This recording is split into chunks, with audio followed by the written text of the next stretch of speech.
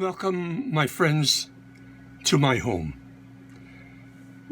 One of the best words to stir the human heart is the word home. We love to hear someone tell us, make yourselves at home. Many of us have lived in different homes over the years. At one time or another, we called them our dream house, the place where our family built and shared life together, a place where parents and families shared hopes and joys, hurts and sorrows, a place where we felt safe and loved. Everywhere we have lived has had something to do with what we are today. But the all-time favorite home I ever lived in was also the place where I spent the least amount of time. But in that home, I felt loved and cherished. That home was where I began to grow into the person I am today. Of course, you know where that home was. It was my mother's womb. And the three who made it the best home ever are God, my mother, and my father. You and I can never thank those three enough for the gift of life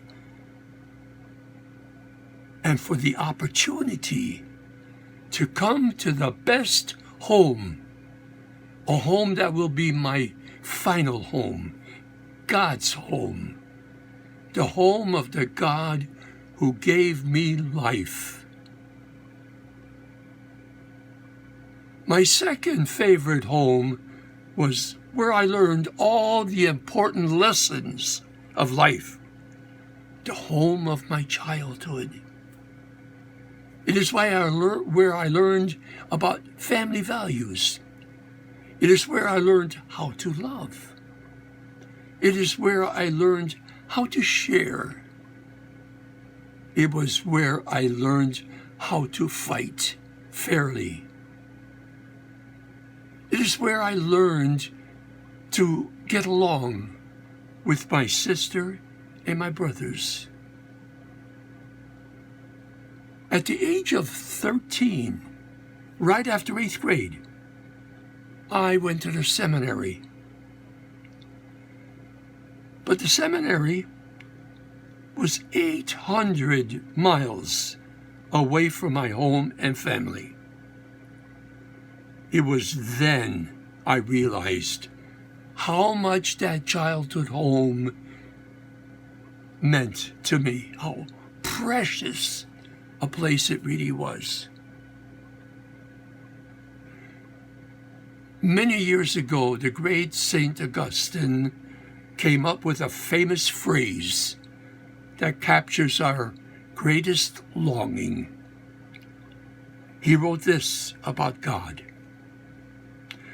"You have made us for yourself, and our hearts are restless until they rest in you." Our hearts are always looking for a place to call home. Jesus told his disciples the same thing when he said, "I am going to prepare a place for you. I will come again, and I will take you to myself, so that where I am, you also may be." Our true home is with God, and Jesus is preparing a place for us in God's home, in God's heart. Our true home ultimately is not a place, but a relationship with the very heart of God. And it is Jesus who makes this happen. Now, we are asked to exchange the favor to Jesus. He asks us to provide a home for him. It is in our hearts that he desires to live. And from there, from our hearts, he wants to reach out to many more with whom he wants to become friends.